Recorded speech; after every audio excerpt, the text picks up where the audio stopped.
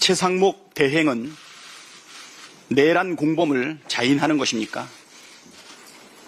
직무정지된 윤석열의 권한을 잠시 대행하고 있는 임명직 공무원에 불과한 최상목 대행이 선출된 대통령보다 더 큰 권한을 행사하고 있습니다.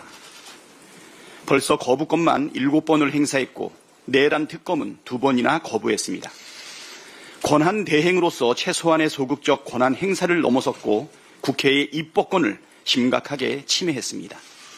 위헌적 요소가 없고 여야 합의 정신을 최대한 반영했음에도 불구하고 부득부득 여야 합의를 요구하며 내란 특검을 거부한 최상목 대행의 태도는 상식과 민주주의 원리에 정면으로 반하는 것입니다. 내란 공범으로서 처벌을 피하려는 속셈이 아니라면 도저히 있을 수 없는 행태입니다. 12.3 비상계엄 선포 당일 윤석열에게서 받은 예산 문건 내용을 확인하지 않았다는 말은 새빨간 거짓말이었습니까? 지난 예산 시즌 막판에 예비비 2조 1,000억을 증액해달라고 저한테 왜 그리 집요하게 요구했는지 의문이 아니 들 수 없습니다. 특검을 거부하는 자가 범인이라더니 내란 특검을 거부한 최상목 대행은 내란 공범임을 자인한 것으로 해석할 수밖에 없습니다. 최상목은 헌법 위에 군림하는 특수 계급이 아닙니다. 그가 누구든 대한민국의 국민이면 헌법과 법률을 따라야 한다는 것은 상식 중의 상식이고 공직자라면 더더욱 헌법과 법률을 지켜야 합니다. 그럼에도 최상목 대행은 헌법과 법률을 지속해서 어기고 있습니다. 헌법상 의무인 국회 추천 몫인 헌법재판관 후보자 임명을 선택적으로 거부했고 법률상 의무인 내란 상설특검 후보 추천 의뢰를 하지 않았습니다. 이 행위만으로도 탄핵 사유입니다. 오늘 헌법 최종 해석 권한이 있는 헌법재판소가 마흔혁 재판관 후보자 임명 거부와 관련한 권한쟁의 심판에 대해 판결을 내립니다. 헌법 취지에 비춰볼 때 마흔혁 재판관 임명 거부는 위헌 결정을 내릴 가능성이 매우 높습니다. 만일 최상목 대행이 헌법재판소의 결정에도 불구하고 마흔혁 재판관을 즉시 임명하지 않는다면 이는 내란 공범이라는 결정적 확증입니다. 이번에도 책임을 다하지 않는다면 민주당은 비상한 결단을 택할 수밖에 없다는 점을 분명히 해둡니다. 민주당의 경고가 허언으로 그친 적이 없음을 명심하기 바랍니다.